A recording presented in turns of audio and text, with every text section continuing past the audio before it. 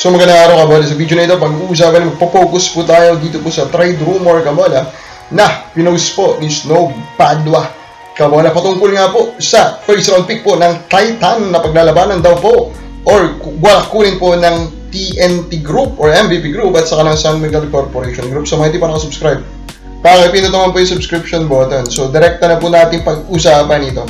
Ito po yung post ni Snow, basahin natin. Corey Glick told me the MVP and the San Miguel Corp groups are luring Titan for one of their first round picks, but the team owner turned it down.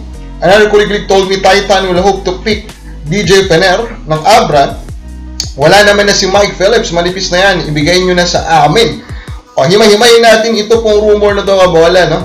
Ulakin natin yung reality kabola na tinanggihan daw ng team owner, di ba? That's a good sign.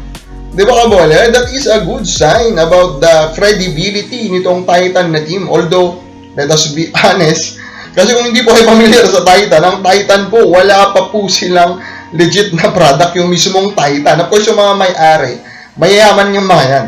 Pero yung mismong Titan na pangalan, yung pinangkisahan po nilang pangalan, I doubt meron na talaga silang na-release po na legit na product. Pero going back, again, this is a good sign about the credibility, about the reality po kabola, na ito pong Titan may not be here to become a farm team. Di ba? Kasi nababalitaan din natin yung mga tina-turn down nila na trade negotiation regarding Joshua Munzon for both camps kabola. So, di ba, meron yung, alala nyo, si AFC, si Alfredo Chua, meron siyang tinanggihan na trade rumor regarding Titan at saka San Miguel Beermen. So, makikita nyo dito, kabola, na wait lang, di ba, akala kasi natin pagpasok nila noon, amoy farm team. Amoy farm team naman talaga kasi nagkaroon nga sila ng trades with Magnolia Hotshots, with some of their picks, some of their players, kabola, na talagang eyebrow raising. Pero na-explain na yan ni Snow Padua. Pero again, this is a good sign.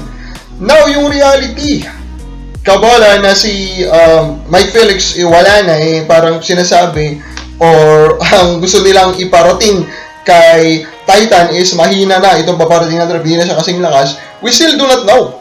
Kasi sabi ko nga, sobrang dami na po kabola ng player na pinuspon, na mga amateur players po under the PBA rules.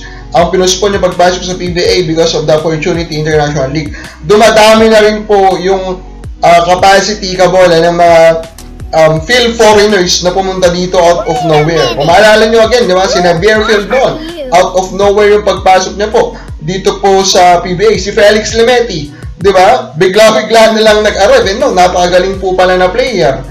Si Kailan Chongson, sobrang tanda na niya nung pumunta siya, pero hindi rin agad nabalitaan na talagang kasali na siya, although nilalabas po yung pangalan niya. So, we still do not know, and I still expect truly that this upcoming draft will be an historic deep draft kabola.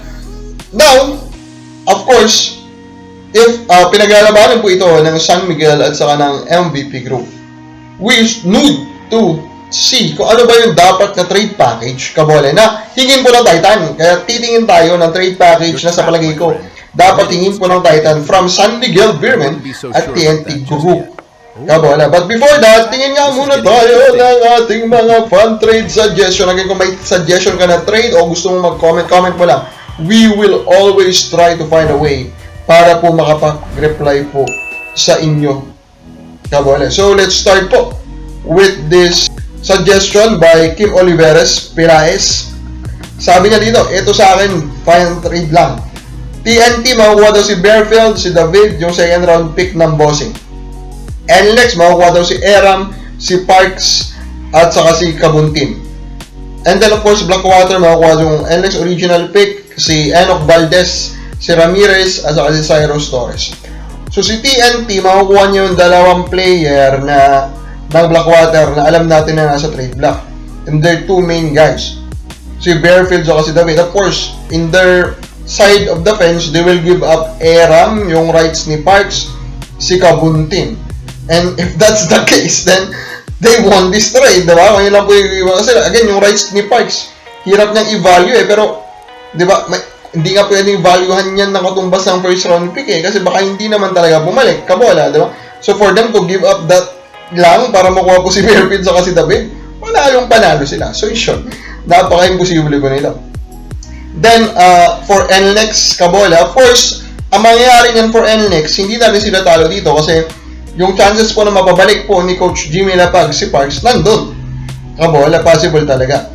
So, kung yung Parks po talaga na, si Ray Parks na naglalaro, si Eram sa kasi Kubuntin, and exchange Kabola for the first round pick, Valdez, Ramirez, and Torres, hindi na po sila talo doon.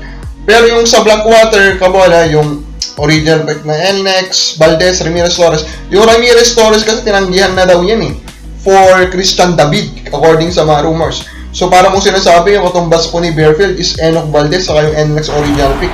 Medyo tagilid talaga. Tagilid talaga itong inyo pong suggestions, Boss Kim Oliver Pilaes. Now, we have another suggestion here by Dong Simakas. Saan ka lang trade nyo kay Holt? O yan. Ito, very interesting pag-usapan. So, both of them are old, Kabolan. Pero sa unang tingin, of course, ang assumption natin, panalo po dito ang Hinebra. Kasi nga po, si Sanggalang, it is a big man. And need na nila ng big man because of the age po nitong si Aguilar, Kabola. So, need na din talaga nila ng big man. Si Stephen Holt naman, Kabola, is still playable and actually plays an important role sa Hinebra. Although, yun nga, he is under the microscope right now kasi talagang kinikriticize po siya with his scoring output. Pero overall, I think this is a fine exchange, Kabola. Kung mas need po na Magnolia ang isang Holt, although I think mas need pa rin nila ang isang Ian Sanggalang. So, tingnan natin, Kabola, ano po yung isa-suggest ko po na pwedeng hingin po ng Blackwater from San Miguel Beermen. For me, this is the package po na pwede nilang hingin from San Miguel Beermen. The package po will be Jeron Teng, ito pong si Moala Tautua, and a future first. I think if that's the package po na hihingin po, Kabola, ng Titan from the San Miguel Beermen, Kabola, is dapat okay na po ito. Or ito po yung minimum kumbaga na package. First, Moala Tautua for me is still a top 10 center in the league. Although yun nga yung grabe talagang luxury ng San Miguel, di ba? They have the number 1 center, the number 1 player in the PBA, and then yung backup niya is also a top 10 center. Grabing luxury yan. So, Titan will getting a top 10 center, then they will be getting an underrated Jeron Teng. Bakit po underrated si Jeron Teng? You base that sa reality ni Wami Chongson. Si Wami Chongson, pagkabalik na po sa Terra Firma, even 2 years after niya pong mag-average doon ng 20 points, nag-average na naman po siya ng 20 points. So, Jeron Teng, who is even younger, Kabola, we expect him that he can still play as a top 50 PBA player na tulad ng pinakita niya po noon sa Converge. Kabola. So, legit yan, underrated yan. And then, of course, the future first, ang dala po noon is yung potential factor. Even though we can say that malabang number 11 or number 12, that will still be an first round pick. And I do expect that the mga next 2 to 3 drafts will still be loaded. Kasi nga po, padami lang po ng padami nagpo-postpone, Kabola, na nagpapalalim naman sa mga susunod na draft. Overall, again, this is the trade package that should be acceptable for Titan if they want to give up their first round pick. Kababa, laki ba ito sa inyo? Kami na po sa baba.